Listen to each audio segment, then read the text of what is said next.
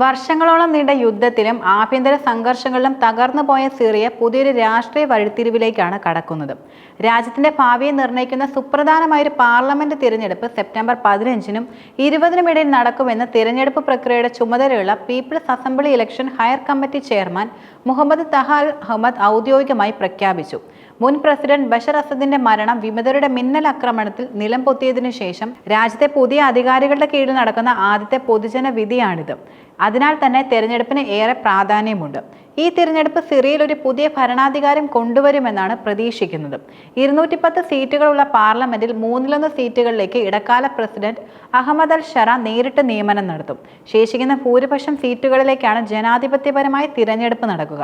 ഇത് രാജ്യത്ത് ഭാഗികമായെങ്കിലും ഒരു ജനാധിപത്യ പ്രക്രിയയ്ക്ക് തുടക്കമിടുന്നുണ്ട്. തിരഞ്ഞെടുപ്പ് കമ്മിറ്റിയിലെ മറ്റൊരു അംഗമായ ഹസൻ അൽ ദാക്കിം അടുത്തിടെ ഒരു അഭിമുഖത്തിൽ പറഞ്ഞത്, സിറിയയിലെ ഓരോ പ്രവിശ്യയിലും തിരഞ്ഞെടുക്കപ്പെട്ട സീറ്റുകളിലേക്ക് വോട്ട് രേഖപ്പെടുത്തുന്നതിനായി ഒരു ഇലക്ടറൽ കോളേജ് സ്ഥാപിക്കുമെന്നാണ്.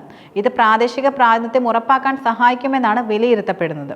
ഈ വർഷം മാർച്ചിൽ ഇടക്കാല പ്രസിഡന്റ് അൽഷറ ഒപ്പുവെച്ച താൽക്കാലിക ഭരണഘടന സിറിയയുടെ ഭാവി രാഷ്ട്രീയ ഘടനയെക്കുറിച്ചുള്ള ഒരു രൂപരേഖയും നൽകുന്നുണ്ട്. ഈ ഭരണഘടന പ്രകാരം സ്ഥിരമായ ഒരു ഭരണഘടന അംഗീകരിക്കപ്പെടുകയും രാജ്യത്ത് പൊതു തെരഞ്ഞെടുപ്പ് നടത്തുകയും ചെയ്യുന്നതുവരെ ഒരു പീപ്പിൾസ് കമ്മിറ്റി ഇടക്കാല പാർലമെന്റായി പ്രവർത്തിക്കും. ഈ പ്രക്രിയ പൂർത്തിയാക്കാൻ വർഷങ്ങൾ എടുത്തേക്കാം എന്നതിനാൽ ഒരു ഇടക്കാല പാർലമെന്റിന് സിറിയയുടെ രാഷ്ട്രീയവും സാമൂഹികമായ പുനർനിർമ്മാണത്തിൽ വലിയ പങ്ക് വഹിക്കാനുണ്ടാകും. എന്നാൽ ഒരു സ്ഥിരം ഭരണഘടന രൂപീകരിക്കുന്നതിനും പൂർണ്ണമായ ജനാധിപത്യത്തിലേക്ക് മാറുന്നതിന് മുമ്പ് നിലവിലുള്ള വെല്ലുവിളികളെ അതിജീവിക്കുക എന്നത് അത്യന്താപേക്ഷിതമാണ്. പുതിയ തിരഞ്ഞെടുപ്പ് പ്രഖ്യാപനം വരുന്നത് സിറിയയിൽ അടുത്തിടെ പൊട്ടിപ്പുറപ്പെട്ട ചില സംഘർഷങ്ങളുടെ പശ്ചാത്തലത്തിൽ കൂടിയാണ്. ഈ മാസം ആദ്യം തെക്കൻ പ്രവിശ്യയായ സ്വീഡനിൽ നടന്ന വിഭാഗീയ അതിക്രമങ്ങൾ രാജ്യത്തെ പുതിയ ഭരണാധികാരികളെക്കുറിച്ചുള്ള ജനങ്ങളുടെ കാഴ്ചപ്പാടുകളെ സ്വാധീനിച്ചിട്ടുണ്ട്. ഈ സംഘർഷങ്ങളിൽ നൂറുകണക്കിന് ആളുകൾ കൊല്ലപ്പെടുകയും സിറിയയുടെ യുദ്ധാനന്തര ദുർബലമായ പരിവർത്തനത്തിന് ഇത് വലിയ ഭീഷണി ഉയർത്തുകയും ചെയ്തു. ആയുധധാരികളായ ബെഡുയിൻ വംശജരും സിറിയയിൽ ഒരു പ്രധാന മതന്യൂനപക്ഷമായ ഡ്രൂസ് സമുദായത്തിൽ നിന്നുള്ള പോരാളികളും തമ്മിലുള്ള തട്ടിക്കൊണ്ടുപോകലുകളാണ് ഈ ആക്രമണശക്തമായ ഏറ്റുമുട്ടലുകളിലേക്ക് നയിച്ചത്. ഈ സംഘർഷത്തിൽ സിറിയൻ സർക്കാർ സേനയുടെ ഇടപെടൽ ഏറെ വിമർശനങ്ങൾക്കിടയാക്കിയിട്ടുണ്ട്. പോരാട്ടം അവസാനിപ്പിക്കാനാണെന്ന പേരിൽ ഇടപെട്ട സർക്കാർ സൈന്യം ഫലത്തിൽ ബെഡുയിൻ വംശജരുടെ പക്ഷം ചേർന്നുവെന്നാണ് ആരോപണം. ചില സർക്കാർ പോരാളികൾ ഡ്രൂസ് സിവിലിയന്മാരെ വധിക്കുകയും അവരുടെ വീടുകൾ കത്തിക്കുകയും കൊള്ളയടിക്കുകയും ചെയ്തതായി ഞെട്ടിപ്പിക്കുന്ന റിപ്പോർട്ടുകളും പുറത്തു വന്നിരുന്നു.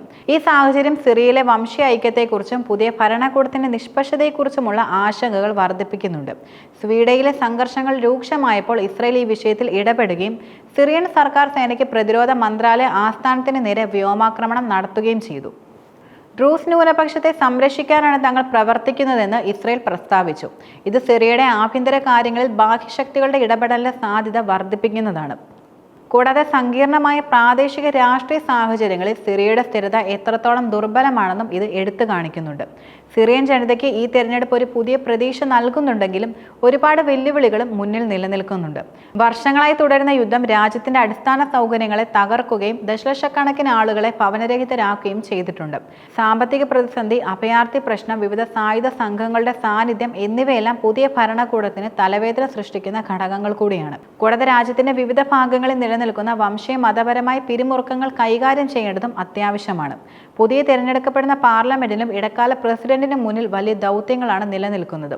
രാജ്യത്ത് സമാധാനം പുനഃസ്ഥാപിക്കുക, ദേശീയ ഐക്യം കെട്ടിപ്പടുക്കുക, തകർന്നടിഞ്ഞ സമ്പദ് വ്യവസ്ഥയെ പുനർജീവിപ്പിക്കുക, അടിസ്ഥാന സൗകര്യങ്ങൾ വികസിപ്പിക്കുക എന്നിവയെല്ലാം അടിയന്തരമായി ചെയ്യേണ്ട കാര്യങ്ങളാണ്.